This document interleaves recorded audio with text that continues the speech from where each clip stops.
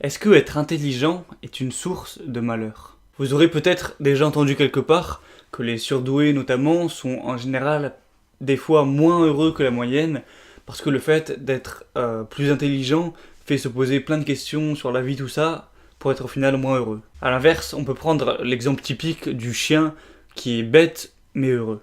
Alors, est-ce que être bête rend plus heureux et à l'inverse, être intelligent va rendre moins heureux? C'est ce qu'on va voir tout de suite.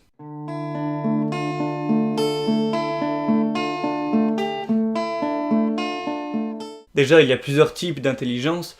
Je ne vais pas faire non plus un cours là-dessus, mais bon, déjà d'une part, on a l'intelligence qu'on appelle logico-mathématique, c'est-à-dire savoir faire des calculs mentaux, être fort aux échecs, des trucs comme ça. L'intelligence relationnelle, c'est-à-dire savoir mettre les gens à l'aise, être éloquent, savoir convaincre. Et l'intelligence émotionnelle, donc être à l'aise avec ses émotions, savoir les maîtriser, et aussi avoir une grande empathie pour les autres. Seulement quand on parle de l'intelligence de quelqu'un, enfin du QI, c'est de l'intelligence plutôt logico-mathématique dont on parle.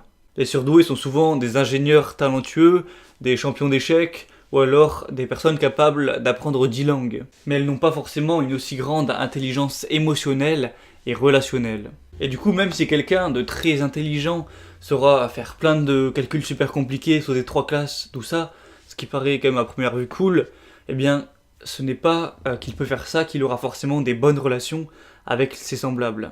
Et en général, avoir d'excellentes relations avec les autres rend plus heureux que savoir construire un accélérateur de particules.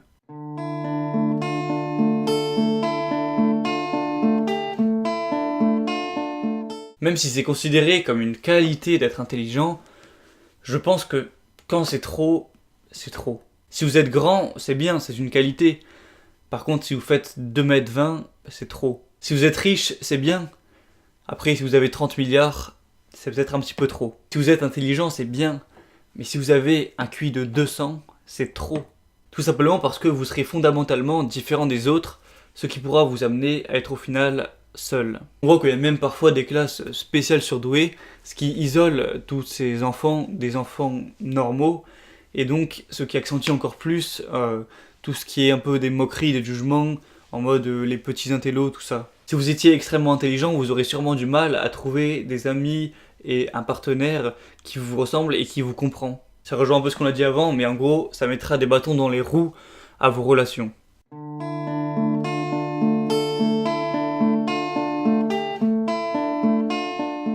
C'est connu, en général, plus on est intelligent, plus on va se poser de questions. Un chien ne se demande pas comment il respire, quel est le sens de la vie, ou pourquoi le soleil brille. Alors que quelqu'un de très intelligent va souvent se poser plein de questions. Quel est le sens de la vie? Pourquoi on est là? Comment je sais que je pense? Qu'est-ce qui se passe dans l'univers? D'où vient la vie, la mort, tout ça? Des questions sans réponse. Et ne pas avoir ces réponses, ça amène à un sentiment de doute. Douter à propos de toutes ces questions existentielles. Et le doute, évidemment, ce n'est pas un sentiment qui rend très heureux. C'est connu que quand on doute de quelque chose, c'est plus négatif que positif. De plus, si on prend la personne qui est bête et heureuse, eh bien, vu qu'elle est bête, au final, elle se demande même pas si elle est intelligente et elle n'a même pas conscience d'être bête. Alors que la personne qui est intelligente, elle va se demander, au final, est-ce que je suis vraiment intelligent étant donné que je n'ai pas de réponse à certaines questions.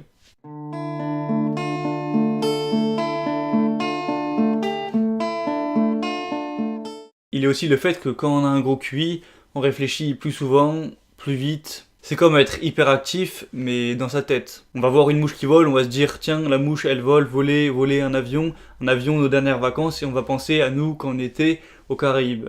Lors des activités qu'on peut considérer comme ennuyeuses, notamment certains cours par exemple, les gens normaux déjà s'ennuient, alors pour les surdoués ou les gens en tout cas très intelligents, cet ennui est totalement décuplé. Et on le sait bien, l'ennui est quand même une des pires choses qui peuvent causer des dépressions, des choses comme ça, dans notre société, que ce soit à l'école, au travail, ou même chez soi.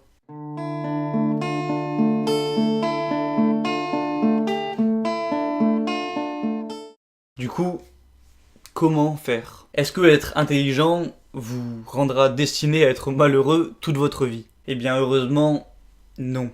Car il y a au moins des bénéfices d'être intelligent, c'est que on comprend plus facilement et on apprend plus facilement en général. Il y a une chose à apprendre plutôt que apprendre les mathématiques complexes ou la physique quantique, c'est apprendre à être heureux.